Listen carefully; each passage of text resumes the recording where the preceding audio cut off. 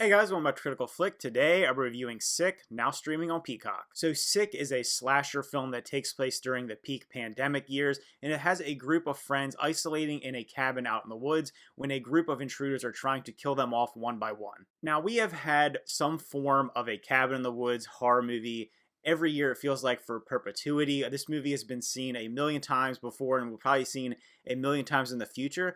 But I think this one in particular uses the formula mixed with the pandemic era anxiety in that setting to really make something kind of exceptional. While the characters aren't incredibly well fleshed out, I do feel like the main final girl, played by Gideon Adlon, did a pretty solid job. She's not kind of this throwaway run around character who doesn't try to do anything. She's just constantly running from these people. She feels more confident and she feels more confident in her ability to kind of fight back. And I always feel like that's interesting in a horror movie.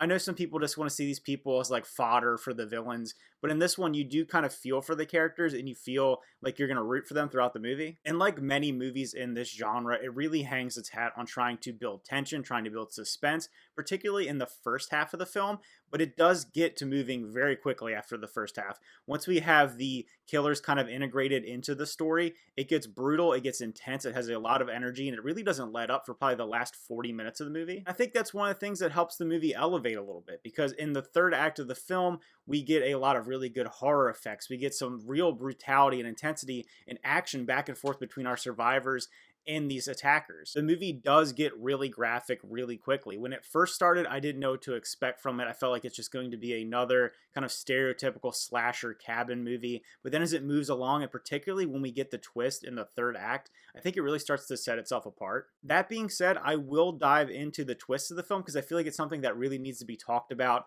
to really explain and review this movie. So if you don't want to hear the twist and you don't want to know anything about it, I would click off now and maybe come back after you watch it. And I do recommend you check it out, so don't just kind of take it as some throwaway gimmicky pandemic movie. It does integrate the pandemic in a way that I feel like is genuine and is somewhat interesting. So now, speaking about the twist, you find out in the last part of the film that the people that are trying to kill our characters in this movie are going after them because they were at a party and they infected their child, and their child ended up dying from COVID, and they want to exact revenge on them. There's a social media post going around of our main character kissing him and causing kind of infection throughout this party, and they feel like they're going to take it upon themselves to enact justice on her. And I think that's an interesting twist on the COVID narrative and what we have seen with COVID in the past. This movie isn't just people isolating in a cabin because COVID's going on. It's not in the background. COVID is brought to the forefront of the film, and I feel like we haven't seen that yet. And maybe that'll feel dated in a couple years,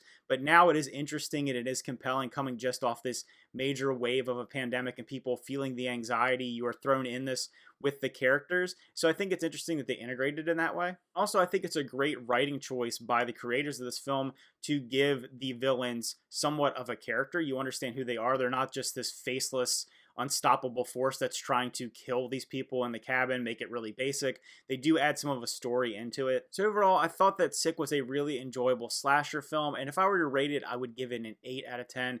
It takes this very basic framework of a genre and kind of puts it in our modern times and puts it in the COVID era. We may see more movies like this. We have seen movies in the past like Host, which was really well done, that kind of took the idea of isolating and quarantining and injecting it into horror. So I do think it's a genre that does a good job of doing that. So if you end up checking out Sick, let me know what you thought about in the comments below. Did you like it as much as me? Did you like it less? I always love to hear other people's opinions. Remember to like and subscribe, and see you guys next time.